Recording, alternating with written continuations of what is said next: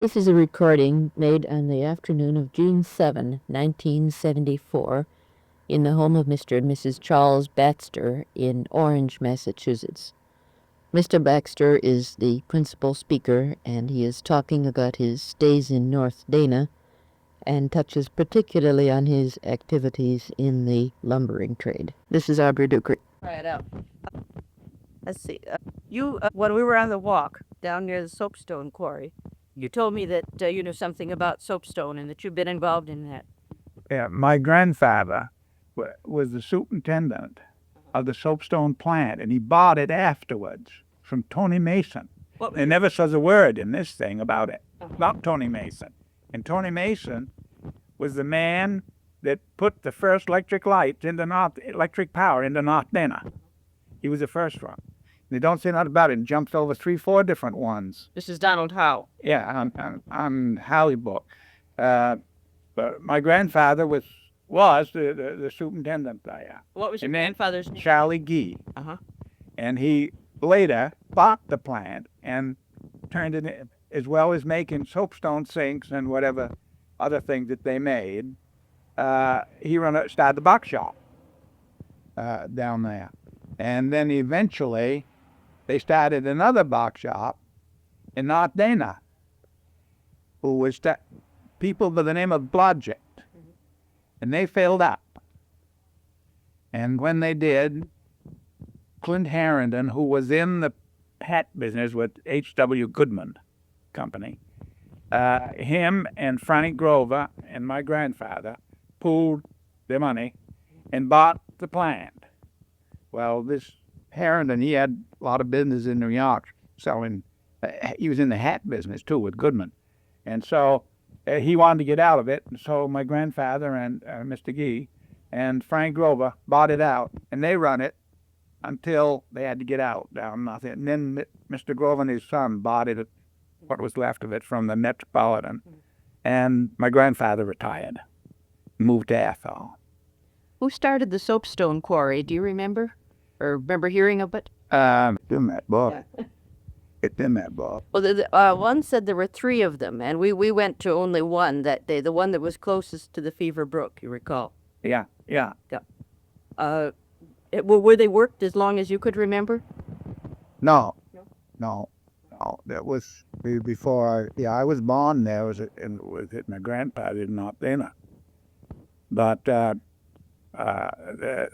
that shop had been, this Tony Mason had taken over, and it turned it into a power plant. Oh. And it just died out. Soapstone business died out. Of course, everybody knew all about it. You know, every house there practically got 1 or 2 soapstone sinks that did have in them, and I don't know who they're like been booked there, but I don't know. Mm-hmm. I'm more interested in your recollection. No, I don't. About the first thing that I can remember about North Dana was Jane Doubleday, who was my grandmother's Mrs. Gee's sister. Mm-hmm. Took care of me, and my mother worked in the hat shop, and the quickest school was done. When I started to go to school, I had to go up to Athol, where they lived, where my folks lived, and I used to be in North Dana just quick as school was out. I was down there, and when I was 13, my father told me that I couldn't go back down anymore. I'd got to stay in Athol. And so I wasn't going to do that. I just took the road, 13 years old. Where'd you go? I went to the first place I landed where I had to get any boy, you know, and you get hungry. Mm-hmm. Went to the farmhouse where they were doing some logging there, and they were using oxen to haul the logs in with. And it was on the farm, and they had a mill pond there. Well, I didn't know nothing about oxen, but I told them I did.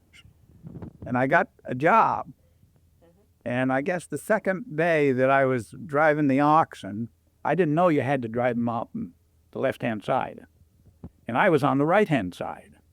And so they started crowded, and they crowded me right off into pond. They didn't go in. Well, that wound up my oxen business. And then I went from there to Bennington's, Vermont, and I got a job in the Black Cat Textile Company. A what? Black Cat Textile Company. They made stockings. Oh. It was a textile plant. They made stockings there. And I got a job there working in the shipping department. I hadn't been there only about 4 or 5 months. And the only one that knew where I was my grandfather and grandmother. I didn't tell nobody else. And while I was there, my father went fishing down to Sunk Pond. He lived in they had moved to Orange. And that was one thing. He wanted me to go to school here, and I didn't want to. And so I went to Bennington. While I was there, my father got drowned. And they called up the people where I was boarding on Sunday morning and told me. Well, I had to come home then. And I was just 14. Were you the only son? No, I had 2 brothers. One died 3 years ago. And I have one that lives on Carpenter Road, Nassau, younger. And so I had to come home and help pay the bills for my brother to school. And so my grandfather, he run the box shop at the time, and he took me down to the shop, but I didn't like it. Oh, man. What did they do down there? What goes on in a box shop? Well, they make wooden cases. They don't use everything paper cotton now, paper cotton. But everything used to be shipped. If it was shipped, it had to be put in a wooden box. Crate for Yeah, crate. And then the box. Yeah. And so I sat. I didn't drive in a 4-horse team, hauling lumber from Coolville to the box shop in Ardena, and 14 years old, riding a 4-horse team. And I stayed at that until finally I wanted to go into woods, and Grandfather had sawmill. And I started in there, and I had been 57 years at it. Did you have a portable mill? Oh, yeah, my grandfather always had 1 or 2. And then when I was 20, I bought a mill when I was 20, a steam mill. And I started in operating all around this section, moving.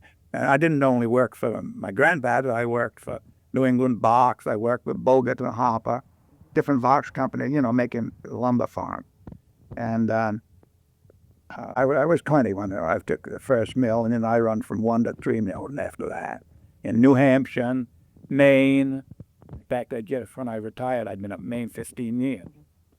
And because timber was getting pretty well cut off. Then I cut about 20 million feet of timber that I bought off from the Metropolitan Water Commission after we had to get out. Where was that? Where was the timber? Yeah. Greenwich, Prescott, Millington, New Salem, North Dana, soapstone. Was some of the timber not yet really ready for harvesting?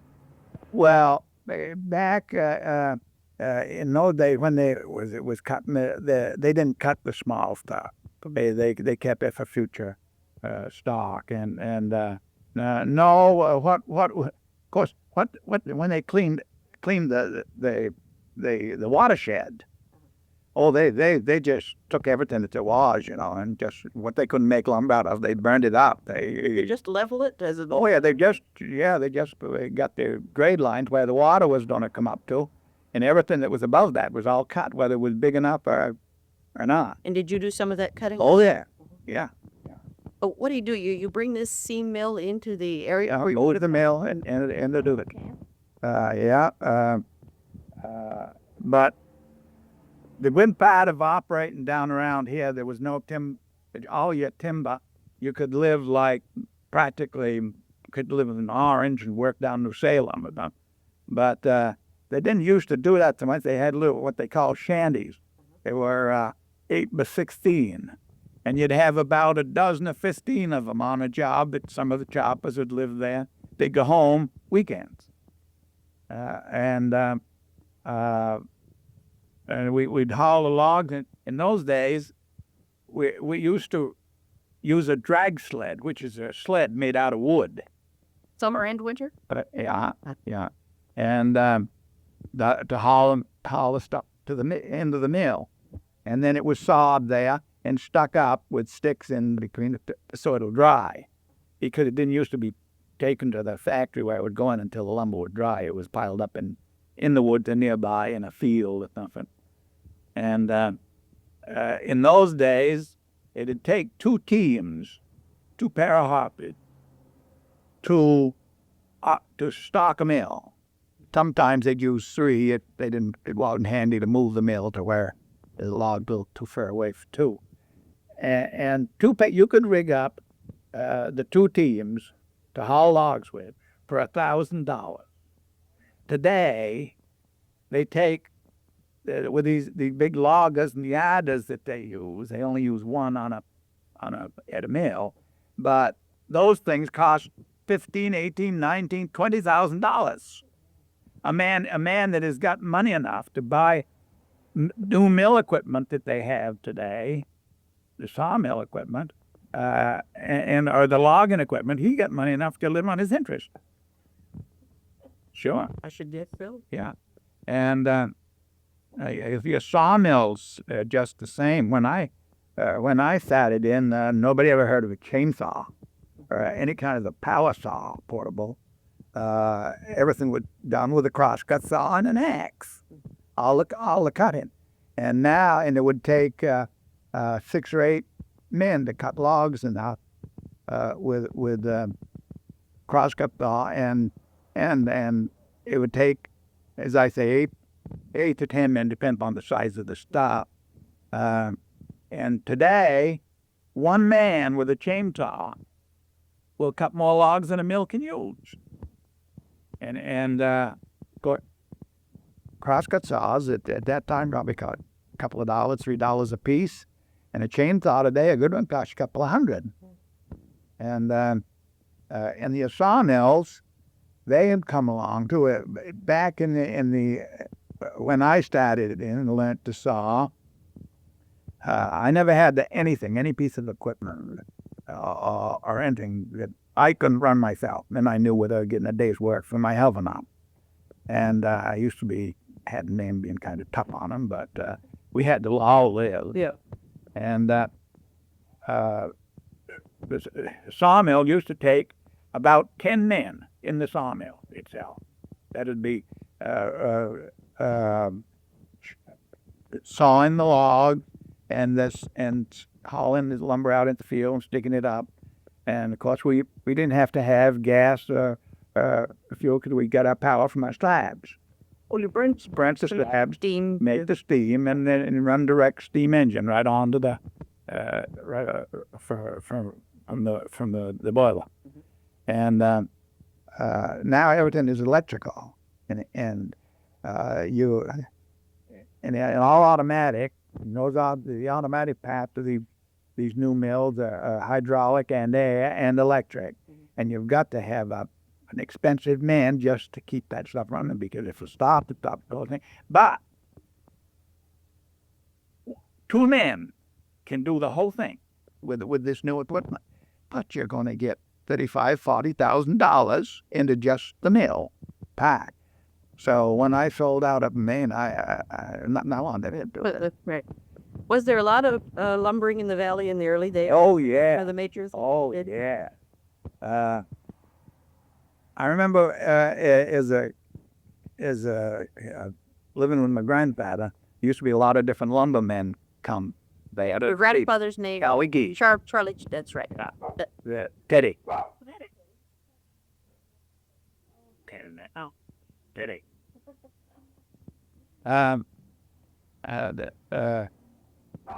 When I first, after I living there with my come back to live with my grandfather after my mother got married the second time, we had a mill up on Salem Hill, And every morning when we was going up to the mill, we live in North Dana, going up to work. And when you'd go up the hill, as you got higher up in the altitude, as you go up, you was looking off on the fog and the moisture in the air. And we used to count how many mills was running or how many was shut down when we was going up. Sometimes we could be 15, 16. Is that very steep hill that goes up from Millington past the Aborn place where Herman Hansen lives now? That's right. And then up on the hill? Yeah. Well, all the way up there, you could look off on the valley, and there's been as I remember, as many as 16 mills you could see, and you could tell where they run up the smoke stacks. Yeah. This was even before the Metropolitan came? Oh yeah, this orchard on. What became of all the lumbers? Well, it was shipped out. New England box and Springfield box, Whale Lumber Company, and Bogut and Hopper, and the Swift River. Well, there's a big box right there. Yeah, and that was Swift River box. That was owned by my grandfather and Mr. Grover. Did it make a big difference when you heard that the MDC was going to take over? Did that affect your business in any way, do you think? Oh yeah. Because they had a schedule set for how much of the land was going to be cleared each year, and they had to live up to it. Well, you went in and took the saw timber out before they started cleaning. So, instead of running one mill, then I went and bought another, and I run 2 mills in that. When did you first hear that the Metropolitan or the Boston was considered as taking over? Remember? Well, it was a year before Les Haskins was voted in for the representative of Boston. He, I think it must have been around 1927 or 8, I guess, somewhere around in that. And I ain't much on remembering dates. But, there was a lot of other mills that came in from around to do these operating jobs, portable mills. Connor's from Westfield, they had a couple of mills up in there. And Tom Hannafin from Belchertown, he had 2-3 mills running. And most of them was all running in the valley because they wanted to salvage that lumber instead of cutting stuff that that should be left to grow. Did you buy the ripes from the Metropolitan? Or did they hire you to do the sawing? No, they sold me the lumber, the stumpage. So some of it was bought by the acre, and some of it was bought by the 1,000, and some of it was bought by a lump price. By the 1,000 board? 1,000 board feet, yeah. I don't have much of a head for board feet. How big a tree would it take to make 1,000 board feet? A big tree. It takes a big tree to make 1,000 board feet. But you could get 1,000 out of. Yeah, but there ain't. There's not too many of them left around at all that mountain. Most of your trees today will cut. The biggest ones, 400 or 500, is a big tree today. But we used to get back when I was first guy. We used to get a lot of trees that we found old growth. That it had been left, line trees and stuff like that. It had been left by previous cutters, landmarks or corn as a time. But no, there's very few trees around this section that would ever south out now. Did you think there was any virgin timber in the valley during your reign? Scattered. Uh-huh. Scattered. Where would it have been? Oh, it was in different places. As I say, it might be in line trees between one party's tract and another party's Was tract. that a customary way of marking the... Yeah, Lebanon. Yeah. You find the big trees, you dig into the back, and the old growth has a very heavy, rough back, sometimes 2-3 inches thick. And you see a scar on it, you chop into it, you'd find a line mark there from somebody. I had to see. Yeah. Were those, was it mostly hardwood that you cut? No. The valley, all the timber that was in the valley would run 80% pine. Very little hardwood. It was known as a pine, the best growing pine in a big amount was from Winchendon to Holyoke. In that strip. In that strip. And I remember when I was a kid, hearing some of them talking, the way they was cutting the timber. This was before the Metropolitan went in. And some lumbermen be there and talking to my grandfather. And they all said that in 10 years there wouldn't be no timber left in the valley to cut. This was before the Metropolitan cooked it, because I was only a kid. But when after the Metropolitan cook it, they cut over 200 million feet of lumber out in here. The lumber was growing in this valley faster than they were cutting it. And then at that time, I'm telling you, back 2 minutes ago, it was in 15, 16 mill smokes and going up over Salem Hill.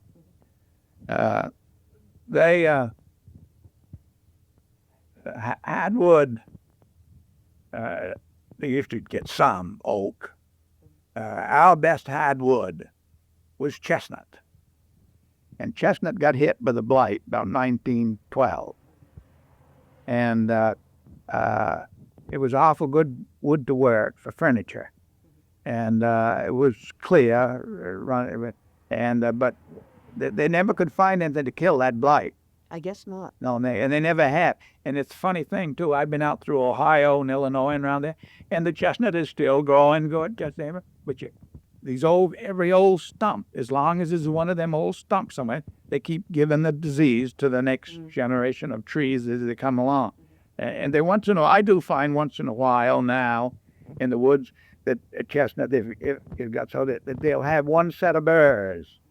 And other words, where the burr chestnut had the nut inside, the meat of the nut. And but after the first year, the next year you go and the tree's there. Did you gather the nuts when you were a kid? Oh yeah, sure.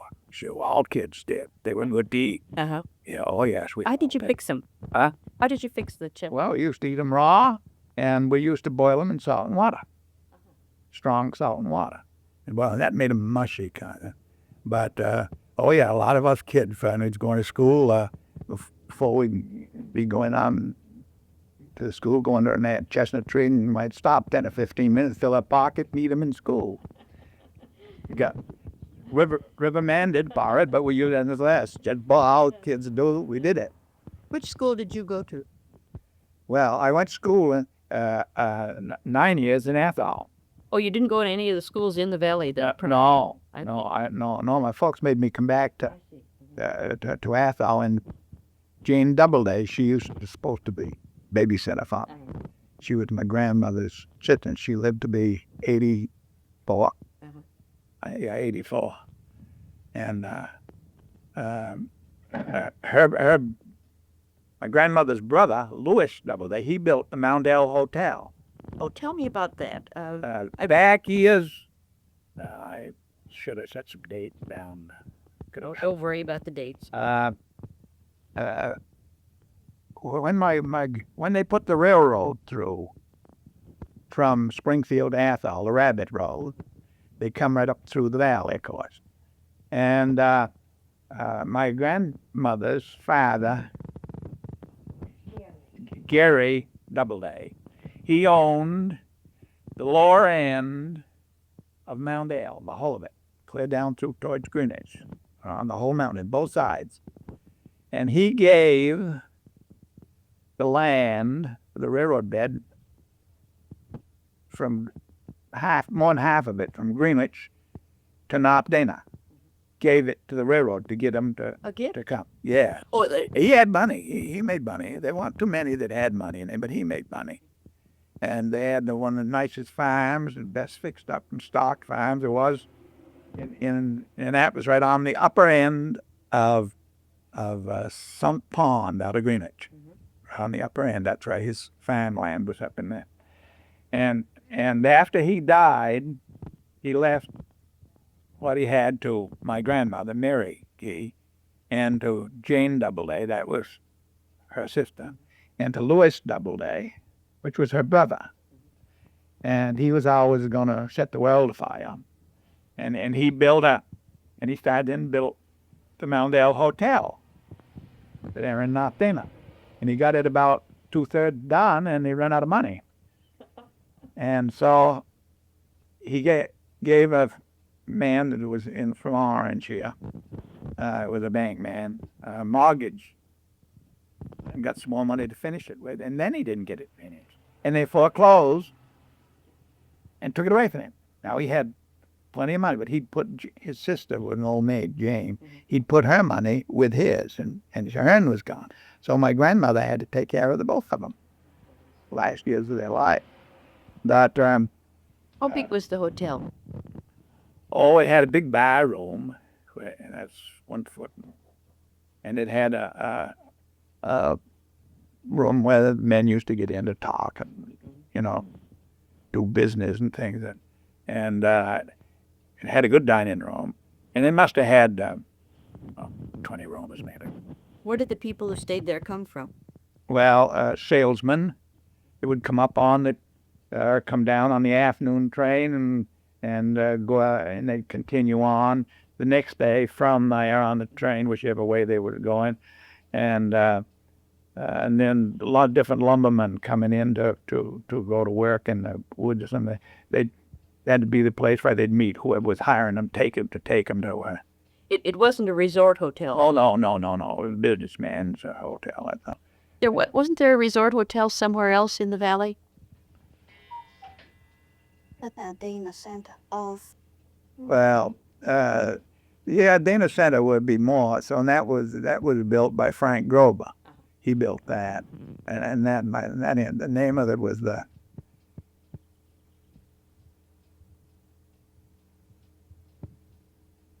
I forgot the name of it. But it's right on the common in Dana Center. Yeah, people used to come there and stay all summer. And then, of course, they used to come to Petersham to the Nitchawalk. Okay, that was in the edge of the. But other than that, there might have been some down in Enfield, right in the mountain. What? Do you know why it was called Mount L, come to think of it?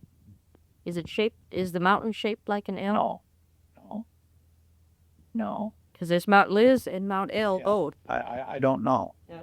I don't know why it was called because it was a straight mountain right down through. In fact, with the water where it is now, you can go with a boat. You can follow the top of it right along down through. You also mentioned Sunk Pond. Was that so called because it was sunk? Well, there was places they couldn't find no bottom. Really? Yeah, there's places they couldn't find no bottom, and it was down in a hole. Of course, water would be, and a pond is always in a hole. It was extremely deep, and off the side, the east side of the road running through from North Dana to Greenwich Village. It was on the east side, and a lot of people were afraid of it. That's where my father got drowned. Oh. Yeah. Did you do a lot of fishing? Nope, that cured me of it. Oh. Hunting? No? No, I killed a deer, the last deer I killed, and she looked at me with them big eyes. I don't know why I killed her. I got rifles and shotguns, and I don't even go fish.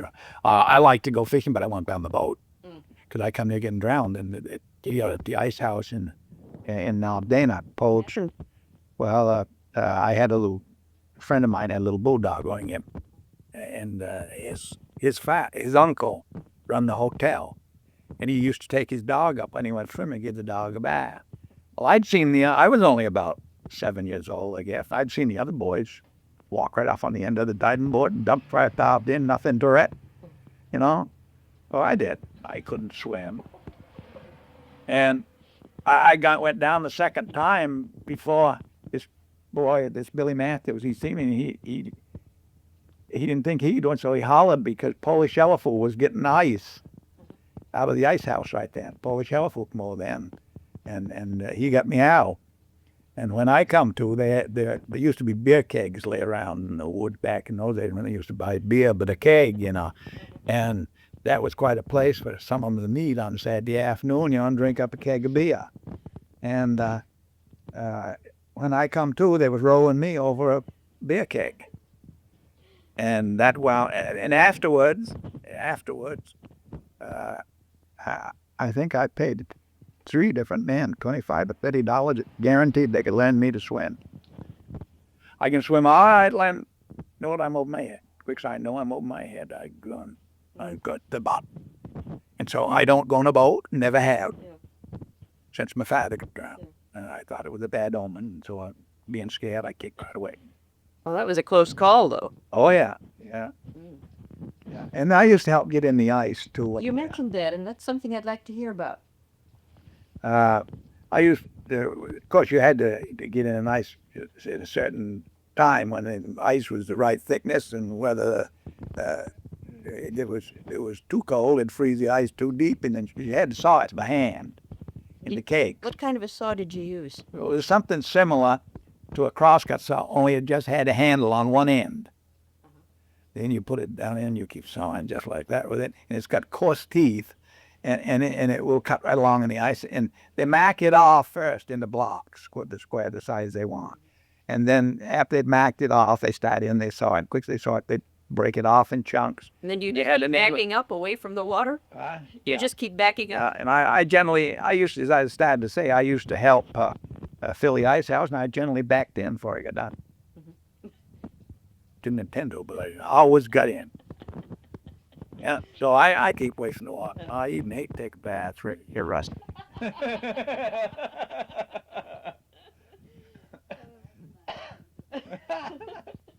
Where did they cut the ice? On what? Was it what is known as the mill pond in Dana? That's the dam was there that held back Middle Pond and Nesseponset, and the mill pond held it. And then we had a name too for the town pond. Was up toward New Safe, come up to Salem, near Salem Depot, and but they used to cut the ice. All the ice was cut right there in at the mill pond. They had a regular poles put up, plank on to hold it, and then they bury it with sawdust. It was one man's business, though, to do that. Yeah, there was. Some of the farmers used to wait until after he'd get his field of ice cut, and then it got to go sat, so they'd go in then and cut. When he'd got enough, and they had their own private thing. And then up to Salem Depot, in back of the Phillips place, or Salem Depot, I think that was Thompson Pond. The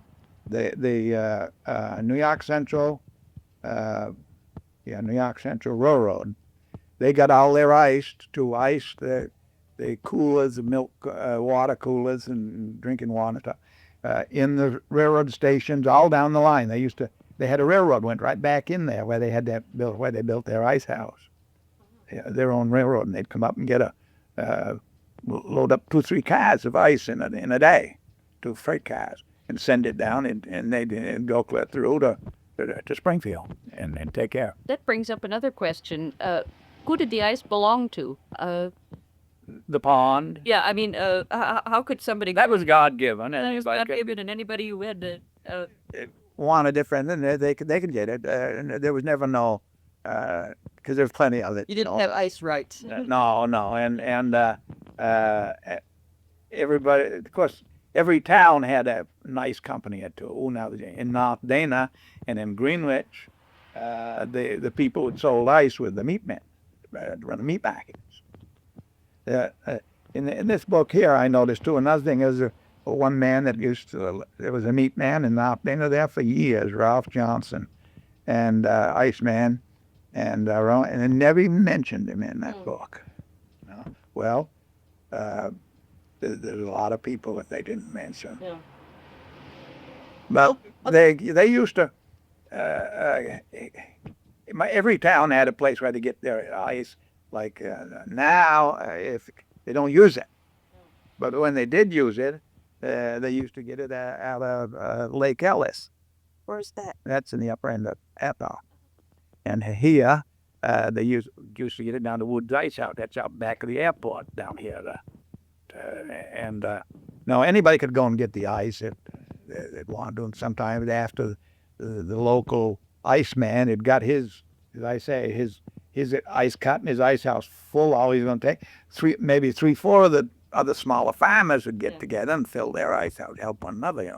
They used to do those things and help one another. Today, they step on your neck, they get a chance. Afraid so. Yeah. Do you recall, speaking of people helping each other, do you recall anything like farm raisings or husking bees? Did they have any of those that you remember? No, they didn't go as far as that. I don't know of any place where people went in and helped to put up a bill. I know, of course, there's lots of building to build, but they were built to people had some money to put on it. Yeah. One of the other things I wanted to ask you about, I've been hearing about Dr. Witt from North Dana. Did you know him or know anything about it? What do you remember? Well, he was a short, pudgy man, very outspoken, and he was a country doctor. And there were no hospitals or anything around in those days. Whatever was done had to be done by a local doctor. And he had a home right in the squatter in North Dana. And his home was on the second floor, and on the ground floor was Frank, when I was, as far back as I can remember, was Frank Woods, run the store, and sold everything, but no meat. But he sold all kinds of cloth and overhauls and hardware, and he sold out to Myron Doubleday, Bun's father. And he was quite a horseman. He always had high-lifed horses, some of them that other people wouldn't drive. You'd see him drive. His wife, when she knew that he had one horse, the one they sold him, Mrs. Town. What was his name? I can't remember. Oh, it was the purebred Morgan, and it was a high-lifed horse. And his wife used to watch for him to come into the village with the horse, and already had the top carriage. And quick she see him coming into the village, she'd run down the back stairs in the barn and open the door so he could go right in. Because the horse have stopped then. But if she didn't get down there, he might have to circle the square there 2-3 times till she got down there yeah, he was a good doctor.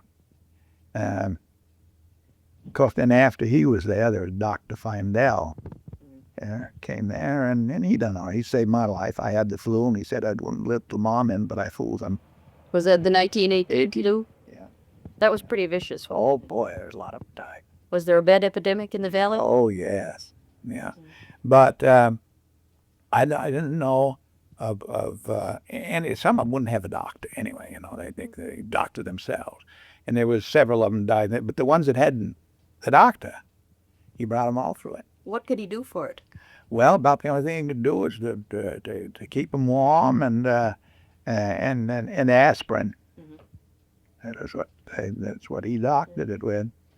I remember I'd had it been sick in bed for 2-3 weeks with it, and going downhill all the time. And my mother came up from Lowell. She lived in Lowell, and that was Effie Gee Baxter, like. So she came up to help take care of me, because my grandmother had Jane Doubleday living there with her, taking care of us. And she had another old lady, this Blackmon, that she took care of for 25 years. And me, my grandmother doing all the work. And my mother got all tired out, and so George Drury, the blacksmith there, and he used to work for my grandfather, some sawing in the mill and shod his horses and everything. He said he'd have his wife come down this night. That was the day that the doctor said that I wouldn't live till morning. He'd have his wife come down and help with the work, help take care of him. So first thing when she come in, she was going to start to doctor me different. And, of course, she had what the doctor had given her. They'd given it to me, but she wanted some whiskey. And my grandmother says, good Lord, says, you'll never get any whiskey into him. You'll never get any whiskey. He said, he'll die first. And so they couldn't either. But you know what she did? She took a tea kettle full of boiling water, steaming, and poured some whiskey in on the top of it and put a candle over my head. So you got the fumes anyway. And I got the film, but I wouldn't swallow it. They couldn't make me. And I never had either. And she brought me out of it. I got over to bed. The fever broke the next morning. Hanging the 3-4 days I was out. But the old Dr. Findell, he was all right. Yeah. Of course, now they take you to a hospital, but we got a doctor right out the end of the street. You could lay right here and die. Even your doctor, he wouldn't come up to your house. Well, that's a hell of a way to doctor people. Well, that was the whole era of the valley was a completely different time, wasn't it? In personal relationships. Yeah. There was never any hospital there in any of the. No. Oh, nearest hospital was where? Mary Lane. You know, don't you, Tony? We all gonna need nicknames. You got a nickname? Yeah, she's Toonie. Toonie. Yeah. What does it stand for? Or is that a spider?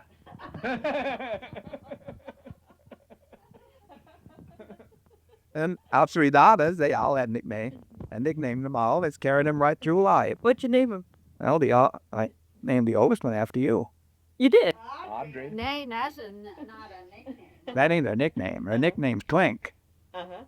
Big Google eyes, and I always call her Twinkly eyes. And the middle one is Sweetie. What's her real name? Allie. And the baby was Mal. Her name was Madeline. I call her Mal. Or my dolly with a hole in my stocking here. Oh, yes. Yeah. Oh, well. But your children never lived in the valley, did they? Oh, yeah. They was born there. 2 of them. 2 of them was born there. Right in North Yeah. Dr. Findell took care of her. Both of them. Allie and Yeah. They were born at home? Yeah. Yes, that was the way they did it in those days, wasn't it? Well, when Audrey was born, she was in Boston with her folks. And she was born at home, too. Yeah. And then they did hospital. you didn't go to the hospital and you didn't think you should. Now, if people, they stay home if possible. Yeah. But now you go. Well, the doctor won't do They that. wouldn't do anything anyway. But I mean, you'd go anyway. Yeah. Think you would go. So, yes, 2 of them started to school. Wally Dawn was The teacher. Yes, I have.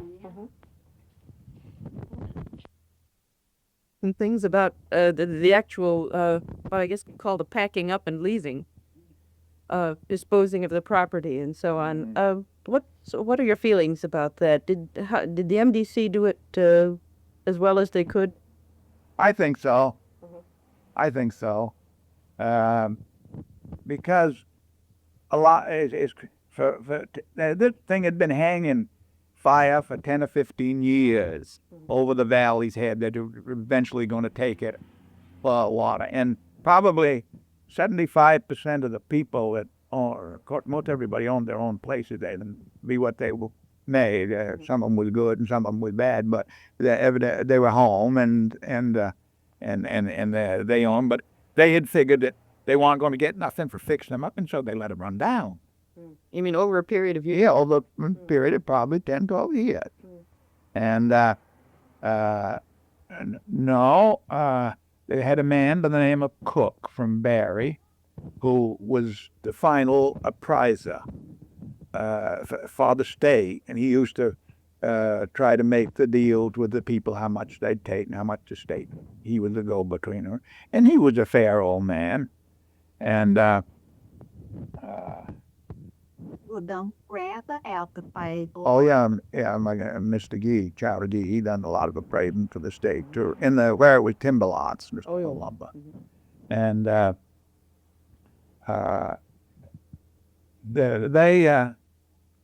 they wouldn't come up much on whatever they'd offer you. They were, but as I say, the people that let the places run down, I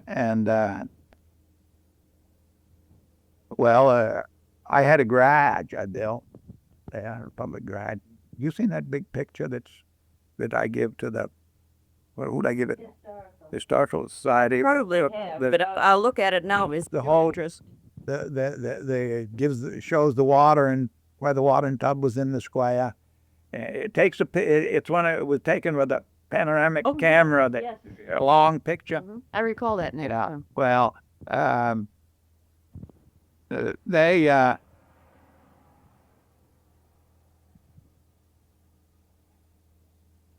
think that garage. I think when I built it, I built it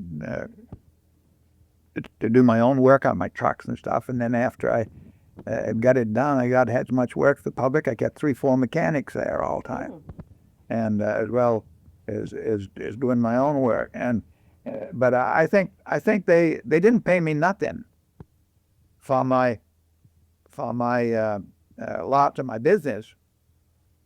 Well, shouldn't they have? Sure, they should have, but they didn't.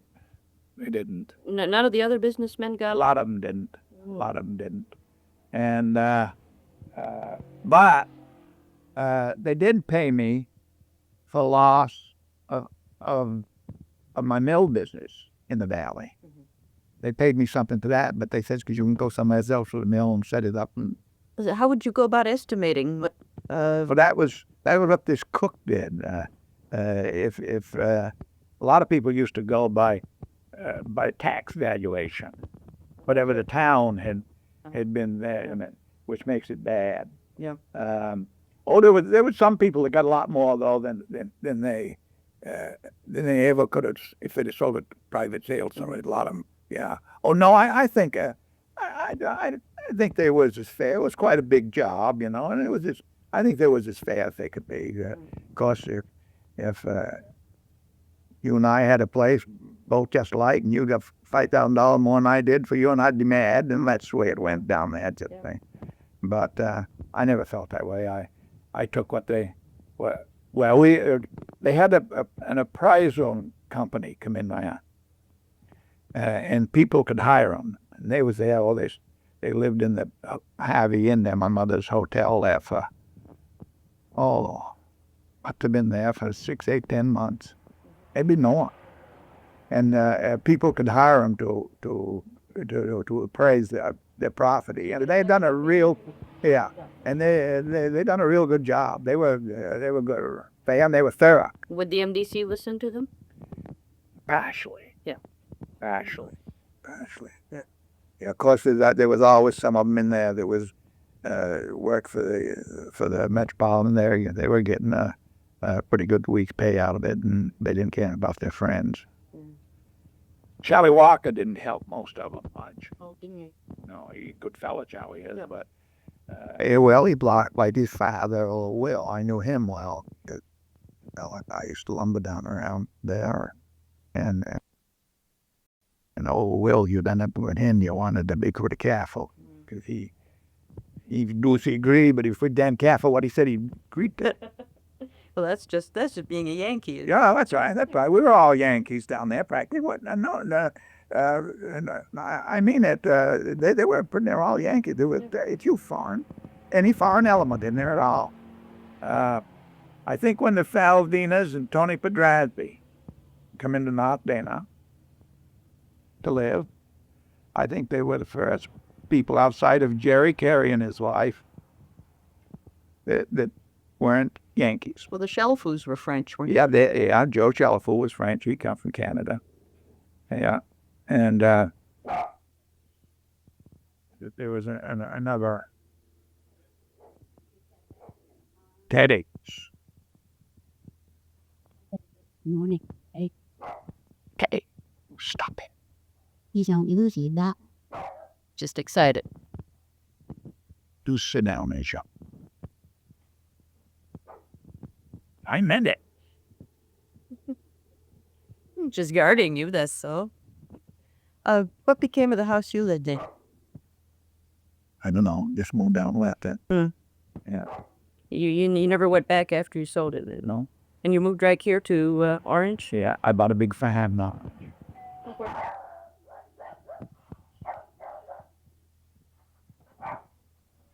Here.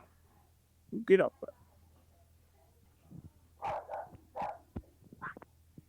That's the only bad habit he got. And when somebody comes, well, it's like you have a dog. That's right, yeah. But you take it, if we have company, we sit down to eat, you never say nothing to him, he goes and gets in that chair and he stays there, you get down. Well, maybe the next meal or two, there ain't nobody here, just as quick, he'll come right out, stand side of me for me feed him. Okay? But you have somebody come in that somebody else to eat, goes in the chair and he stays there. Yeah, he's awful good to mine. But So you moved to Orange? yeah, I bought a farm up there, Craigan Farm. And that was owned by a lumberman that used to do a lot of lumbering operating lumber down in the valley. And I used to run 85, 90 cows, a couple hundred pigs. And you were still lumbering on the side? And I raised it out. By the time that I moved out of there, in order to get help up, I had to put up bunkhouses, cookhouses. Yeah. And well, up in Winchendon, which is the upper end of this valley. After I left North Dana and moved away, I didn't I stopped the garage business. And and I went, and that was then the hurricane kind of early 80s. 38, yeah. And I lost my home. Right here in Orange? No, that's all. Oh, and that's all. Yeah. They got out a book, quite a big book, and showed all of the damage from Ashburnham down through Winchendon, Gardner, Athol, Orange, Irvin, Miller's Falls, and all the surround flood and hurricane. And my place was on the outside coast. Lost everything we had. Well, that was a double blow. You get thrown out of one home, and then another one gets... We already been up there 3 years when we got thrown out of that.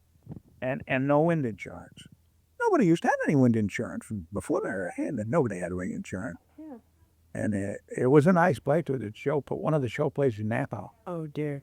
And so then I leased the farm, the land, and that didn't work out. They just abused it. And so I went and bought all new farm equipment. I'm going to do the hay and stuff myself next year because I had a lot of horses in the woods, working in the wood. And I bought all this new farm equipment and put the hay in. I had 150 ton of hay in the barn. I'll be a son of a gun, but anything can burn up. Oh, heavens. Well, there were three things. Now, then your luck should have turned. And, well, I got out of state. Yeah. But the reason why I bought the farm in the first place was I used to have to keep a dozen, 15 hogs. Well, sometimes I wouldn't have nothing for them to do, or I'd had too many, and I'd got to have a place to keep them. Hang, I just rather have a farm and raise the hay and the grain from it. Then I used to keep anywhere from 50 to 100 men in the woods in New Hampshire. My farm was in Apple. I used to come down. I used to raise all the vegetables and the meat and the butter, and she made the butter, and for 50 or 100 men, whatever we had in the bunk. We were seeding in the bunk. That's a big operation. Oh, yeah. Yeah. I used to run. I used to do 8-10 million feet a year of lumber. Today, you have to pay more for 1,000 feet of lumber than I used to get for it delivered to New York. You have to pay more just for the stumpage than I got. In other words, 2x4s will cost you $190 to $200 1,000. And they aren't even 2x4. No, they're an inch and 5/8 by 3.5, 3 5/8. Were they ever really 2x? Oh yes, that's the rough size though. Yeah. Before it's planed. And you used to saw 2x4 iron, 2x6. They were. I've always wondered why the banks and the government housing thing didn't pick the lumber companies up on that. Could they charge you for 2 inch, which you ain't getting only inch and 5/8? You used to buy stumpage for $5 or $6 a thousand. Was that from the Metropolitan too? Yeah. Used to buy $5 or $6 a thousand. What did the Metropolitan do with the money they got from you for stumpage? Well, I don't know whoever. Maybe a lot of people have asked them that question, but I went into running the MDC probably. Somebody getting, but of course they had to spend a part of it. It's 202. They put that in that whole road, from Belchertown. There's all the new one, and they had a lot of expense. What was the main road that ran up the valley to North Dana's? That had the same number, 202. It did. Yeah, and it started in Athol and went through to Belchertown, but it went right through Enfield and Greenwich Village. It didn't go out to where the railroad station was. It went right down through Greenwich Village, right to Enfield, Smith, Enfield. But you were all on the railroad too. Oh yeah, we were on the railroad. Yeah. Oh yeah. That made it a very accessible place. Oh yeah. I wish that, for my own good, I wish that they never had taken the valley. That's why I don't never been to the things they had. I mean, I got away from it, and I hated to think about it sometimes. I think a lot of people felt that way. Yeah, I lived there practically all my life. Was that walk that we took a couple of weeks ago, was that the first time you'd been back down there? Oh no, I'd been down there fishing with my grandsons. Oh no, I'd been down there fishing a number of times, but not lately because I've been in Maine 15 years. And but I know you knew all the cellar holes and all the places as we walked down there. I know. Obviously, we're home country. Yeah, I was. Yeah. Why when you went in to look into the mine there at Soapstone, lots of times get up 5 o'clock in the morning, jump in the car and drive over that bridge and bring back enough trout for breakfast. Sure. That's Black Brook. I don't know what they do call it now, but that originally was Black Brook. Always was. They're now calling it I think Bunn said the East Branch of Fever Brook. Yeah, well, it is an east branch, but that ain't the name of the brook. The name of the brook is Black Brook. Were there Blackmers around there? Oh yeah, in Dana Center. Yeah. That's another thing I'm going to ask you. Where does the most of the people that you knew go to when they had? All they went to, a lot of them came here to Orange. In fact, some of them had their houses moved up here and set up again. Would the MDC do that for you, or did you? No, they paid you so much money you could do what you wanted over there. But they, a lot of the people, as I say, came to. Not too many went to Athol. I don't know why, but a few, but not too many. The few men that the Swift River Box Company was using, they came to Athol. Of course, them people got places in Athol. But there was a lot of people went to the Brookfields, West Brookfield, North Brookfield, and when you lived in North Dana, if you were going to go to a bigger town to do some extra trading, where would you go? Athol. To Athol. Yeah. Well, then it'd be a logical place to move to. Yeah. Because it was the same distance from North Dana to Springfield as it was North Dana to Worcester. It's exactly the same distance. I wouldn't have thought it was that far. Yeah. Same distance. Yeah. I think 35 miles. But you had the railroad to take you to Springfield, and you didn't have any other transportation. Yeah, if you wanted to go by to go to Worcester, you had to either go to Gardner, go up on the Rabbit Road to Athol, then then take a train to Gardner, then change again, go to Worcester, or you could go go down the other way to Ludlow and to Springfield, and then go to Worcester. Well, that's pretty complicated. Yeah, it is now, but it didn't used to be. Yeah, people didn't used to think about changing trains and everything. It didn't bother them any. They did. You mentioned that people stopped improving their houses and just let things slide. What did the town do? Did they have black roads and Oh yeah, electricity? There was no regular heavy blacktop with stone fill or anything. It was just oiled roads, which look black. Yeah, they call them black, but they're just oiled roads. That's what they were. And 75% of the roads in the town, at the time the Metropolitan took it over, didn't have nothing but dirt roads, no oil on them or anything. But of course, after Metropolitan took it over, why? The roads they wanted to hold together and not have them get all pounded to pieces of the truck, and they oiled them. Yeah, I saw millions of ties that went into that tunnel. We used to make ties. You see, they'd put these shafts down from Indian. Well, I think there's 8 in between Greenwich and Boylston. There's 8 different shafts, and then they work from each one.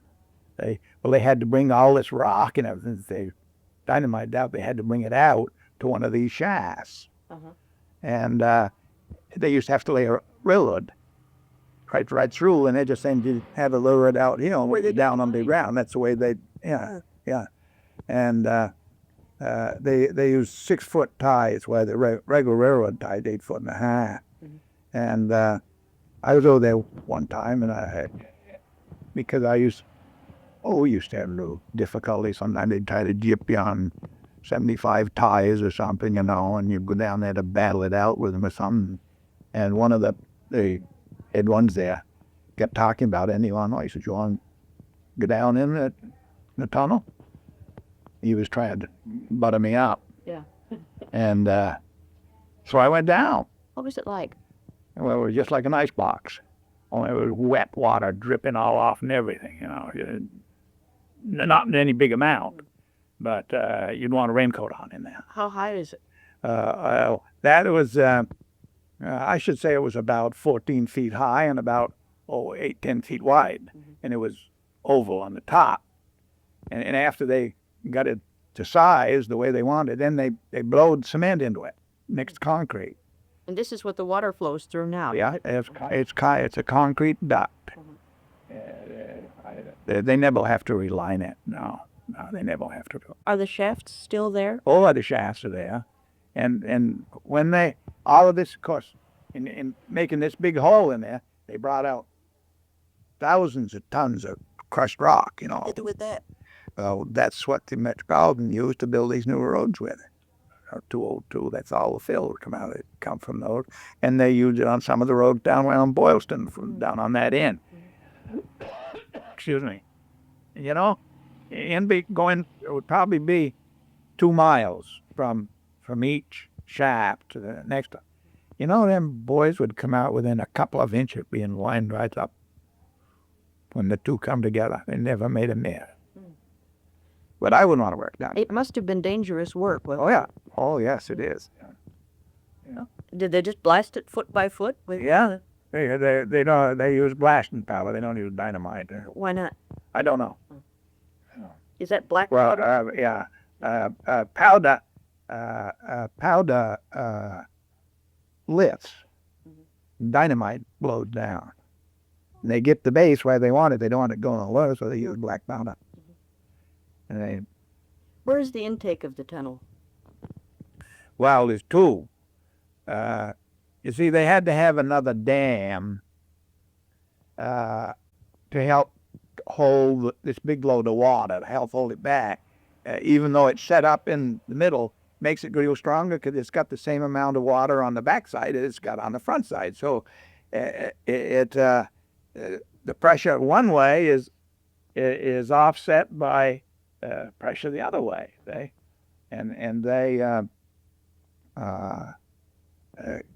They keep over the I don't know what they do call this, that one they got in Greenwich, because it don't come to the top of the water, the one in Greenwich. But up to when they put the Whitenham Dam in up there, that's another. Up in that's up in Vermont. Yeah, Whitenham, Vermont, yeah. And I was lumbering up around that too. And what they done, they put the dam up. And then they couldn't take only a certain amount of water. When the water got up so high in the reservoir, then they had what they called a glory hole. Looked like a morning glory flower. Big thing, of course, concrete and great thing, you know. And when the water got so high, it would run over in that. And that's let it go down to the water wheel. But as quick as if they drawed the water down too low, Couldn't get it. they wouldn't get water. And there's one of those, something that does the same thing in Greenwich, where Greenwich used to be. Yeah. And then there's another one clear down to the big dam. That's Windsor Dam. Windsor Dam, yeah. Yeah.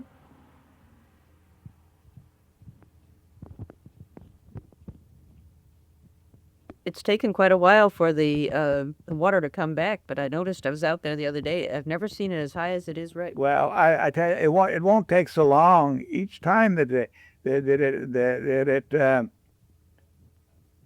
gets down. It won't, when as quick as it gets rain, it won't take so long to come, because the earth is full of water now. Took a long time for, that drank up a lot of water when it was going in there, and then it was going out for 2-3 years.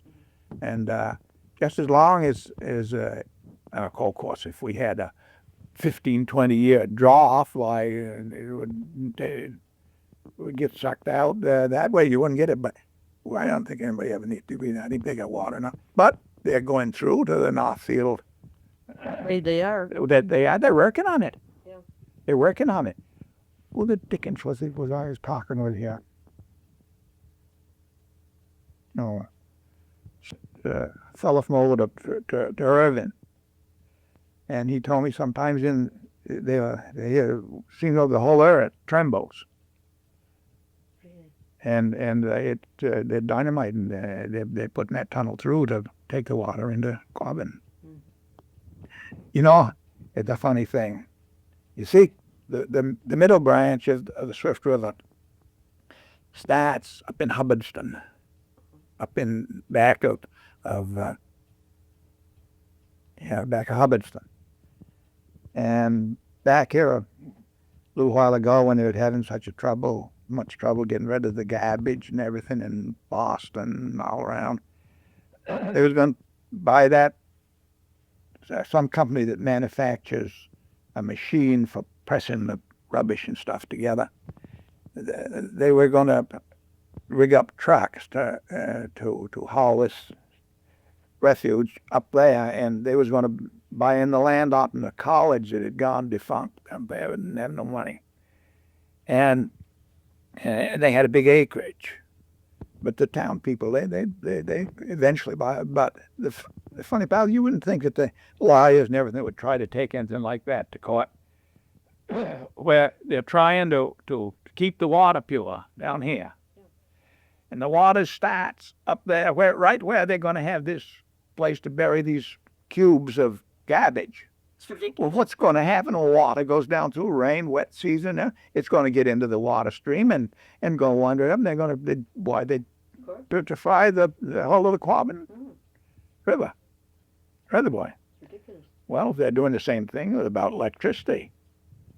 They say you don't want anybody to use any more electricity than they have to, which they want when they get their bills. They want, but and then every company that sells all kinds of appliances, they're having all kinds of sales. Everything you buy has got to have more electricity.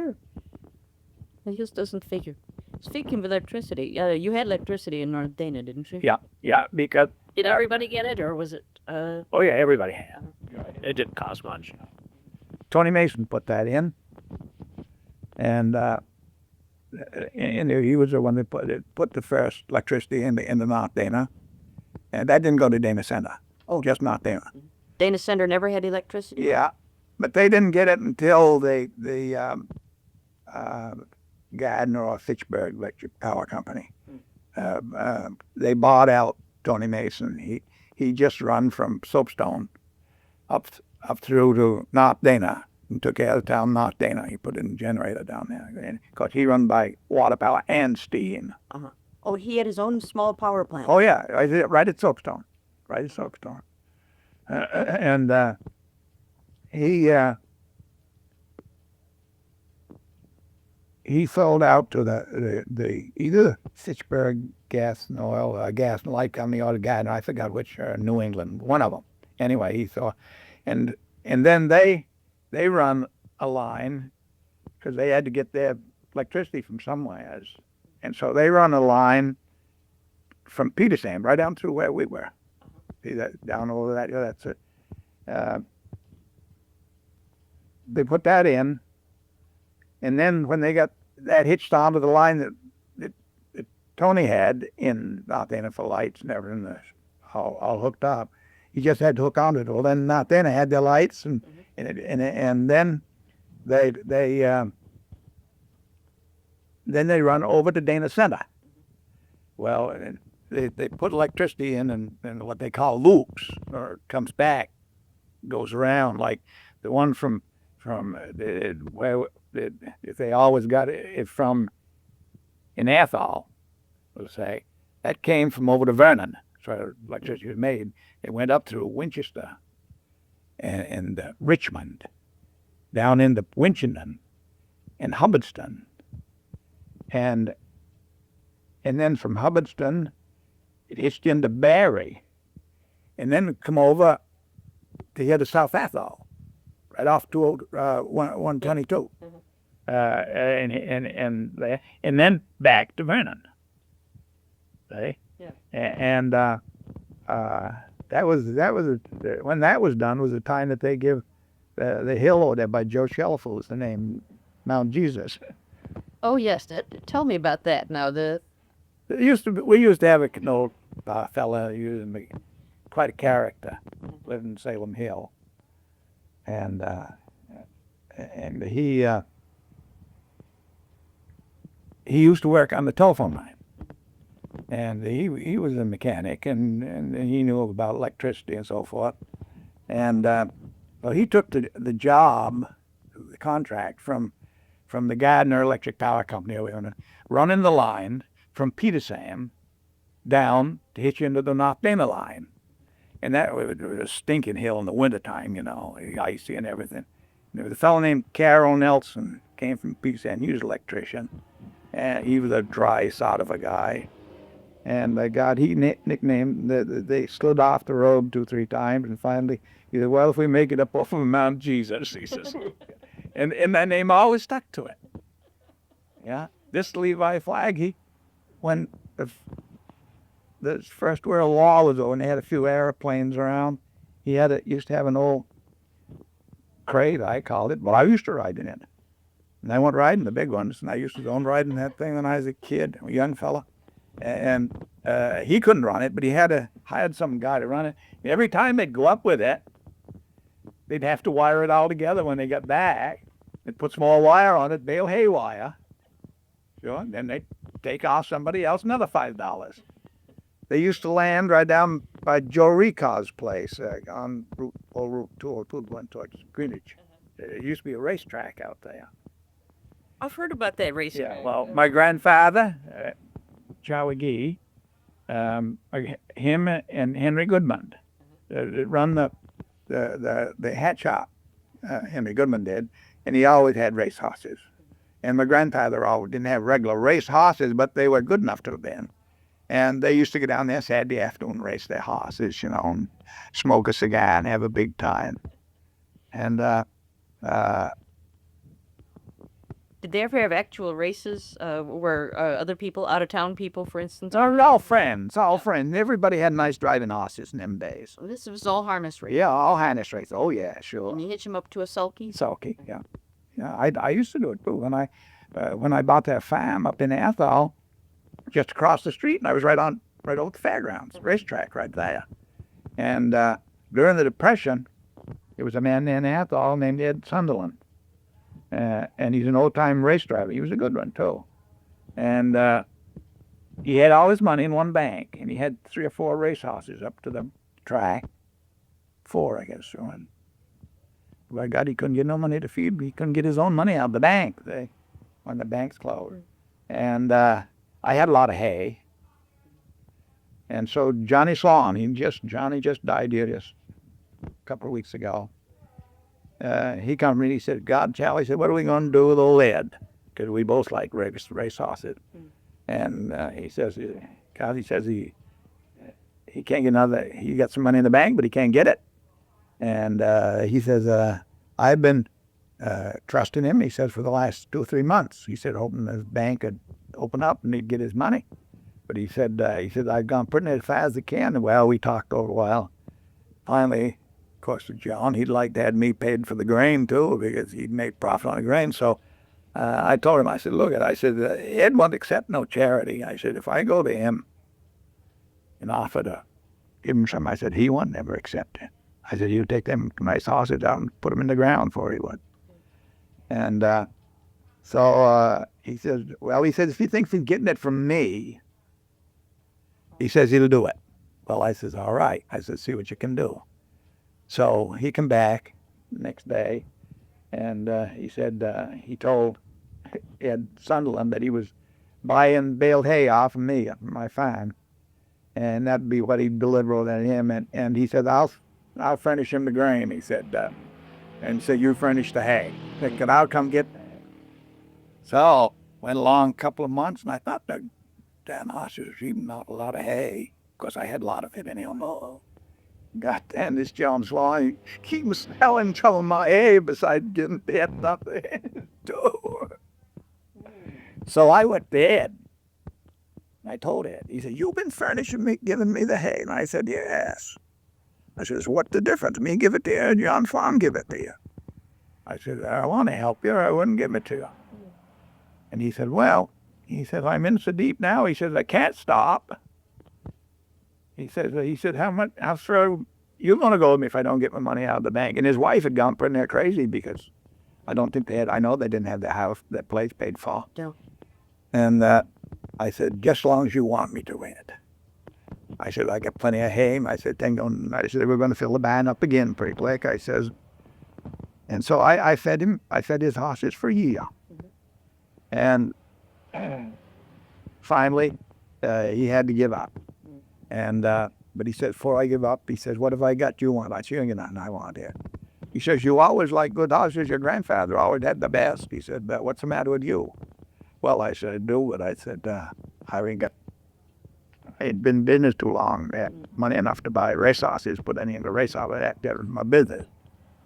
And he said, well, so you know what I'm going to do? He said, you can have your pick of those horses.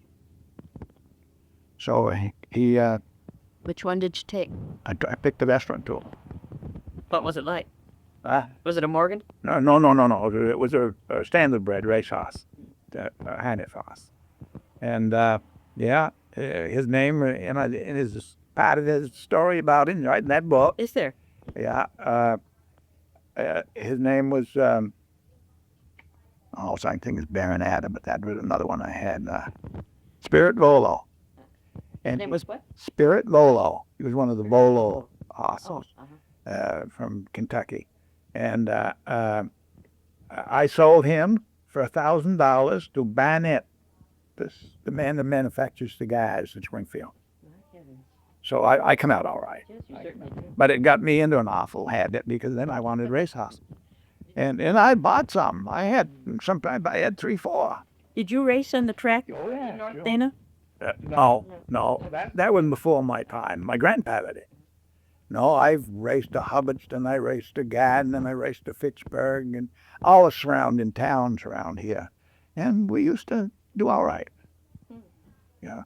What did they do in the valley besides have the race horses? Did they have fairs or festivals? No fairs or anything.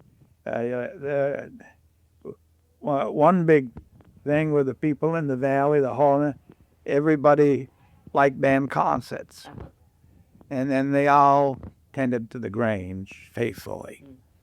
And it's a place to get together, you know. And people do that more of that nowadays. They'd be less than going to jail. And they used to like baseball, no football, no hockey. And then everybody, of course, fished and hunt. But no, they never had no fairs. They had a couple of centennial, 50 and 100 years. I remember when I was about 5 years old, I guess I was, they used to make this cheap cloth in Crawford and Tyler's woolen mill. And they dressed up about, 25, 30 kids in suits made out of them cloth. They had the tight pants laid from there, and And I remember I was in the parade with a bunch. My grandmother made the suit for me.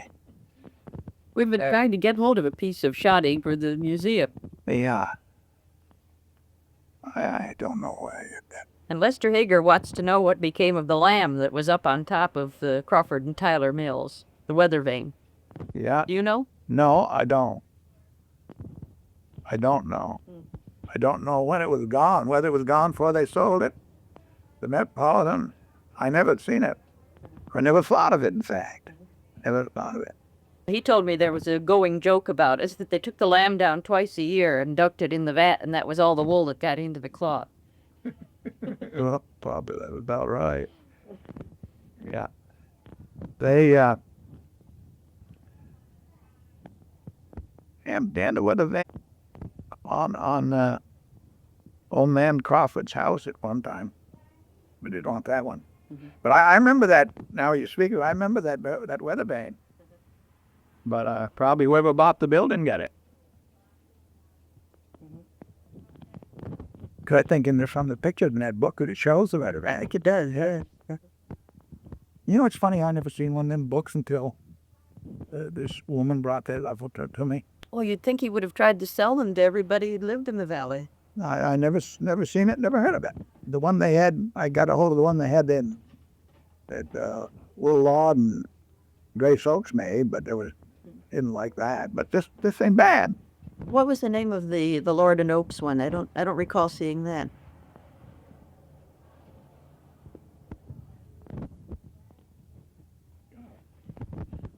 Just the way you shoot me. The lady that's out there, she's the one that let me take it. Oh yeah.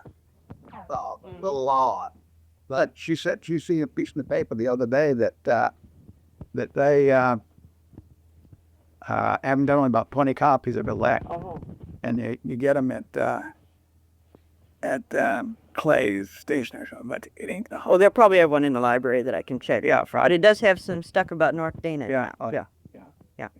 Well, that'll be worth looking into. Well, I think we are just about finished. Any final words? Oh, I hope I've done you some good. Oh, you have indeed.